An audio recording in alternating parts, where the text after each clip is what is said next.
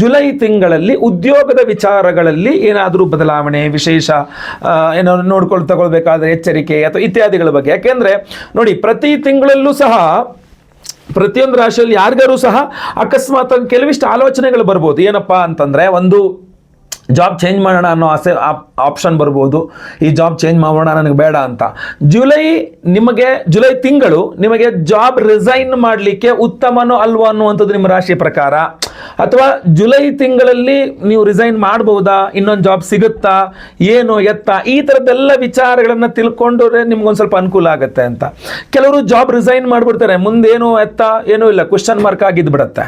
So ಅದರಿಂದ ಆಮೇಲೆ ಯಾವುದೋ ಒಂದು ವೈಯಕ್ತಿಕ ಜಾತಕ ಕನ್ಸಲ್ಟೇಷನ್ ತೊಗೊಂತಾರೆ. ಗುರುಗಳೇ, ಜಾಬ್ ರಿಸೈನ್ ಮಾಡಿಬಿಟ್ಟಿದ್ದೀನಿ, ಈಗ ಏನು ಮಾಡಬೇಕು ಅಂತ ಗೊತ್ತಾಗ್ತಾ ಇಲ್ಲ ಗುರುಗಳೇ.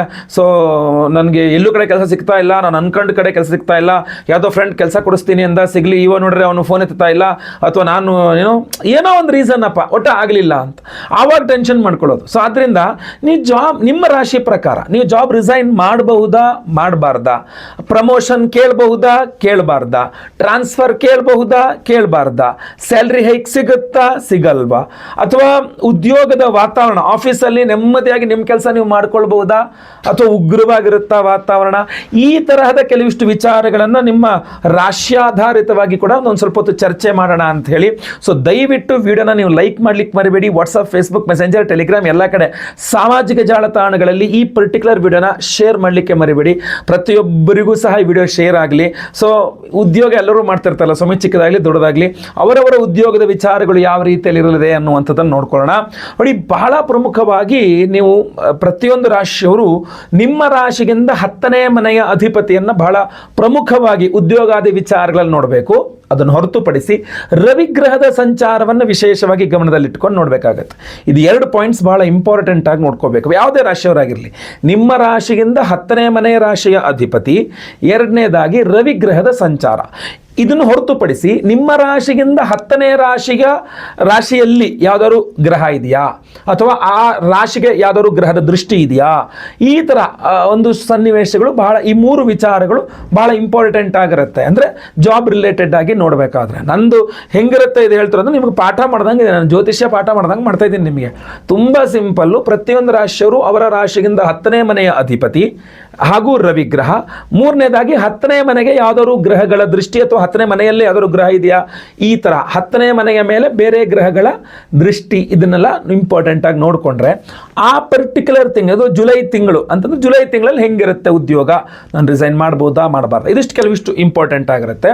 ಕೆಲವಿಷ್ಟು ದೀರ್ಘಕಾಲಿಕವಾಗಿ ಯೋಚನೆ ಮಾಡಬೇಕಾದ ವಿಚಾರಗಳಿರುತ್ತೆ. ಅಂದರೆ ಉದಾಹರಣೆ, ನೀವು 7.5 ಇರ್ತೀರಾ, ಪಂಚಮ ಶನಿ, ಅಷ್ಟಮ ಶನಿ, ಅರ್ಧಾಷ್ಟಮ ಶನಿ, ಈ ಥರ ಇರ್ತೀರಾ. ಈಗ ನಿಮಗೆ ಧನುರಾಶಿಯವರಿಗೆ ಅರ್ಧಾಷ್ಟಮ ಶನಿ, ವೃಶ್ಚಿಕ ರಾಶಿಯವರಿಗೆ ಪಂಚಮ ಶನಿ, ಆಮೇಲೆ ಕುಂಭ, ಮೀನ, ಮೇಷರಾಶಿಯವರಿಗೆ 7.5 ನಡೀತಾ ಇದೆ. ಸೊ ಇಂಥದ್ದೆಲ್ಲ ವಿಚಾರಗಳಿದ್ದಾಗ ಸ್ವಲ್ಪ ಡಿಫ್ರೆಂಟ್ ಆಗಿರುತ್ತೆ ಆ್ಯಂಗಲ್ಗಳು. ಸೊ ಅದನ್ನು ಬಹಳ ಇಂಪಾರ್ಟೆಂಟ್ ಆಗಿ ನೀವು ಗಮನಿಸಬೇಕಾಗತ್ತೆ. ಸೊ ಹಲವಾರು ಆಸ್ಪೆಕ್ಟ್ಸ್ ಇರುತ್ತೆ ಆನ್ ಎ ಲಾಂಗ್ ಟರ್ಮಲ್ಲಿ ಯೋಚನೆ ಮಾಡುವಂಥದ್ದು. ನಾನೀಗ ಬರೀ ಜುಲೈ ತಿಂಗಳ ವಿಚಾರಗಳನ್ನು ದೃಷ್ಟಿಯಲ್ಲಿಟ್ಕೊಂಡು ಜುಲೈ ತಿಂಗಳ ಗ್ರಹಸ್ಥಿತಿಗಳನ್ನ, ಅದರಲ್ಲಿ ದೀರ್ಘಕಾಲಿಕವಾದನ್ನು ಮಾತಾಡ್ತೇನೆ, ಬಟ್ ಹಾಗೆ ವಿಶೇಷವಾಗಿ ತಿಳಿಸ್ತಾ ಇದ್ದೇನೆ. ಸೊ ನೀವು ಯಾವ ರಾಶಿಯವರು ಅನ್ನೋದ್ರ ಮೇಲೆ ಜುಲೈ ತಿಂಗಳಲ್ಲಿ ನೀವು ಕೆಲಸ ಏನು ಅನ್ನುವಂಥದ್ದು ನೋಡಬೇಕು. ಇನ್ನು ಕನ್ಯಾ ರಾಶಿಯವರ ವಿಚಾರಕ್ಕೆ ಬರೋಣ. ಕನ್ಯಾ ರಾಶಿಯವ್ರದ್ದು ಮತ್ತೆ ಪುನಃ ಹೋಲ್ಸೇಲ್ ಮತ್ತೆ ಡಿಫ್ರೆಂಟ್ ಆಗಿದೆ ಥಿಯರಿ ಉದ್ಯೋಗದ ವಿಚಾರದಲ್ಲಿ. ಮೊದಲ 2 ವಾರಗಳಂತೂ ನಾನು ಹೇಳ್ತೀನಿ, ಬರೆದಿಟ್ಕೊಳ್ಳಿ. ನೀವೇ ಜಾಬ್ ರಿಸೈನ್ ಮಾಡಬೇಕು ಅನಿಸ್ತಾ ಇರ್ತದೆ, ಕೆಲಸ ಮಾಡೋಕ್ಕೆ ಮನಸ್ಸು ಬರಲ್ಲ, ಇಲ್ಲಿ ಬೇಡ ನನಗೆ ಬೇರೆ ಕಡೆ ಹೋಗಬೇಕು ಅಂತ ನೀವೇ ಕೈಯಲ್ಲಿ ಏನೋ ಇದು ಒಳ್ಳೆಯ ಉದ್ಯೋಗ ನೀವೇ ಕಾಲಲ್ಲಿ ಒದ್ಕೊಳ್ಳುವ ಸಾಧ್ಯತೆಗಳು ಕಂಡು ಬರ್ತಾ ಇದೆ ನನಗಂತೂ ಸ್ಪಷ್ಟವಾಗಿ. ಸೊ ಅದರಿಂದ ಯೋಚನೆ ಮಾಡ್ಕೊಳ್ಳಿ. ಆಮೇಲೆ ಇನ್ನೂ ಒಂದೇನು ಗೊತ್ತಾ, ಕನ್ಯಾ ರಾಶಿಯವರಿಗೆ ಬೇರೆ ಬೇರೆ ಕಡೆಯಿಂದ ಆಫರ್ಗಳು ಬಂದುಬಿಡ್ತದೆ. ಸೊ ಆದ್ದರಿಂದ ನಾನು ಏನೇ ಹೇಳಿ, ಮೊದಲ 2 ವಾರಗಳಲ್ಲಿ ಕನ್ಯಾ ರಾಶಿಯವರು ಜುಲೈ ತಿಂಗಳ ಮೊದಲ 2 ವಾರಗಳಲ್ಲಿ ಜಾಬ್ ರಿಸೈನ್ ಮಾಡಿ ರಪ್ ಅಂತ ಬೇರೆ ಕಡೆ ಹೀಗೆ ಏನೋ ಪಲ್ಟಿ ಆಗುವ ಸಾಧ್ಯತೆಗಳು ತೀರಾ ಜಾಸ್ತಿ ಕಂಡು ಬರ್ತಾರೆ. ಯಾಕಂದರೆ ಲಾಭಾಧಿಪತಿ ಕರ್ಮಾಧಿಪತಿ ಲಾಭದಲ್ಲಿ ಹಾಗೂ ಕರ್ಮಸ್ಥಾನದಲ್ಲಿ ರವಿ ಅಂತ. ಹಾಗೂ ವ್ಯಯಾಧಿಪತಿಯು ರವಿನೇ. ಅದರಿಂದ ಜಾಬ್ ರಿಸೈನ್ ಮಾಡ್ತಾರೆ ಕನ್ಯಾ ರಾಶಿಯವರು ಅನ್ನುವ ಸಾಧ್ಯತೆಗಳೇ ಸ್ವಲ್ಪ ಜಾಸ್ತಿ ಕಂಡು ಬರ್ತಾ ಇದೆ.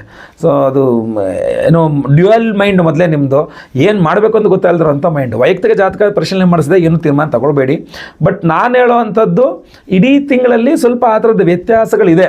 16ರ ತನಕ ವ್ಯಯಾಧಿಪತಿ ಕರ್ಮಸ್ಥಾನದಲ್ಲಿರ್ತಾನೆ, 16ರ ನಂತರ ವ್ಯಯಾಧಿಪತಿ ಲಾಭಸ್ಥಾನದಲ್ಲಿರ್ತಾನೆ, ಬಟ್ ಕರ್ಮಾಧಿಪತಿಯ ಜೊತೆಗಿರ್ತಾನೆ, ಅಂದರೆ ಬುಧನ ಜೊತೆಗಿರ್ತಾನೆ. ಸೊ ತುಂಬ ಏರುಪೇರುಗಳನ್ನು ಉದ್ಯೋಗದ ವಿಚಾರಗಳಲ್ಲಿ ಕನ್ಯಾ ರಾಶಿಯವರು ನೋಡುವ ಸಾಧ್ಯತೆಗಳು ಜಾಸ್ತಿ ಇದೆ. ವೈಯಕ್ತಿಕ ಜಾತಕ ನೋಡಿದ್ರೆ ಹೆಚ್ಚಿನದಾದಂತಹ ಮಾಹಿತಿಗಳನ್ನು ಕೊಡೋದು ಸ್ವಲ್ಪ ಕಷ್ಟ, ಸರಿಯಾದ ತೀರ್ಮಾನಗಳು ಮಾಡಲಿಕ್ಕೆ. ಜೊತೆಗೆ ಇನ್ನೇನಾಗುತ್ತೆ, ತುಂಬ ಕಸಿವಿಸಿ ಆದಾಗ ರಪ್ಪ ಅಂತ ರಿಸೈನ್ ಮಾಡಿ ಹೋಗ್ಬಿಡುವಂಥದ್ದು ಸಾಧ್ಯತೆಗಳಿರ್ತವೆ. ಅಥವಾ ಎಲ್ಲ ಬಿಟ್ಟು ಏನು ಮಾಡಬೇಕು ಅಂತ ಗೊತ್ತಿರೋ ಸುಮ್ಮನೆ ಬಿಟ್ಬಿಟ್ಟು, ಅಥವಾ ಬಿಸ್ನೆಸ್ ಮಾಡೋಣ ಅಂತ ಸಡನ್ನಾಗಿ ಬಿಸ್ನೆಸ್ ಕಡೆ ಮೈಂಡ್ ಬರ್ಬೋದು. ಯಾಕೆಂದರೆ ಭಾಗ್ಯಸ್ಥಾನದಲ್ಲಿ ಶುಕ್ರ ಇರೋನು ಬಾ ಇದೆಲ್ಲ ಯಾಕೆ ಬೇಕು ಬಾ ಬಿಸ್ನೆಸ್ ಮಾಡುವಂತ ಕರ್ಕೊಂಬಂದ್ಬಿಡ್ಬೋದು, ಸಾಧ್ಯತೆಗಳನ್ನ ಹೇಳ್ತಾ ಇರೋವಂಥದ್ದು.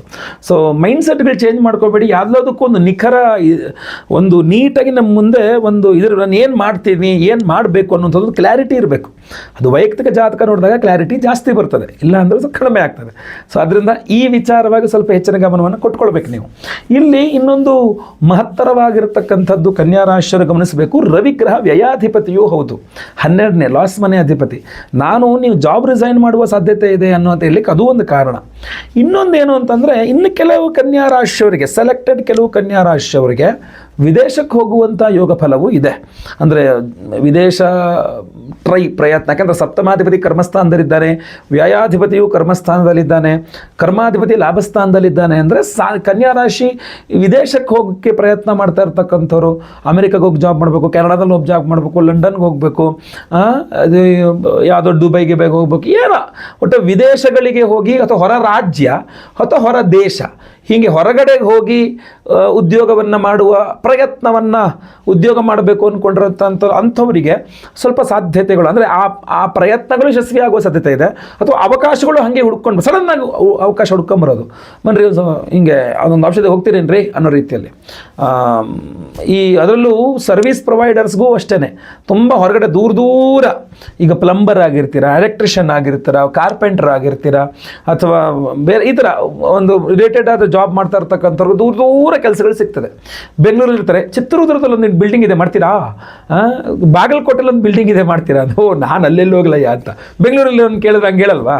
ಅಥವಾ ಬಾಗಲಕೋಟೆಲ್ಲಿರೋನಿಗೆ ಬೆಂಗಳೂರಲ್ಲಿ ಒಂದು ಇದೆ ಬರ್ತೀರಾ ಅಂತ, ನಾನು ಬೆಂಗಳೂರಿಗೆ ಹೆಂಗ್ರಿ ಹೋಗ್ಲಿಕ್ಕಾಗತ್ತೆ ಸಮಯ, ನನಗೆ ಇಲ್ಲೆಲ್ಲರೂ ಕೆಲಸ ಕೊಡ್ರಿ ಅಂತ ಕೇಳಿಲ್ಲ, ದೂರ ಇದೆ ಅಂತ. ಸೊ ಹಾಗೆ ದೂರ ಉದ್ಯೋಗ ಮಾಡ್ತಕ್ಕಂಥ, ನಾನು ವಿದೇಶ ಅಂದ ತಕ್ಷಣ ನಾವು ದೇಶ ಬಿಟ್ಟು ಹೊರಗೆ ಹೋಗಬೇಕು ಅಂತಿಲ್ಲ, ಪ್ರತಿಯೊಬ್ಬರಿಗೂ ಅಪ್ಲೈ ಆಗುತ್ತೆ ಇದು. ಸೊ ಆದ್ದರಿಂದ ನಿಮ್ಮ ಒಂದು ಇದ್ರ ಮೇಲೆ ಹೋಗುತ್ತೆ, ಉದ್ಯೋಗದ ಮೇಲೆ ಆ ಸಾಧ್ಯತೆಗಳು ಜಾಸ್ತಿ ಇದೆ. ಅದು ದುಡ್ಡು ಚೆನ್ನಾಗಿ ಬರುತ್ತೆ, ದುಡ್ಡಿನ ಬಗ್ಗೆ ಏನು ಯೋಚನೆ ಮಾಡೋ ಅವಶ್ಯಕತೆ ಇಲ್ಲ. ಅಂದರೆ ಉದ್ಯೋಗದಲ್ಲಿ ದುಡ್ಡು ಬರತಕ್ಕಂಥ ಯೋಗವೆಲ್ಲ ಚೆನ್ನಾಗಿದೆ.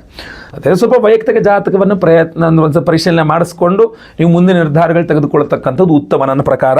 ಯಾಕೆಂದರೆ ಒಂದು ಚೂರು ವ್ಯತ್ಯಾಸ ಆದರೂ ಕೂಡ ಪಾಸಿಟಿವ್ ಇದ್ದರೆ ಪಾಸಿಟಿವ್ ಖಂಡಿತವಾಗಿ ಆಗಲಿ ಅಂತ.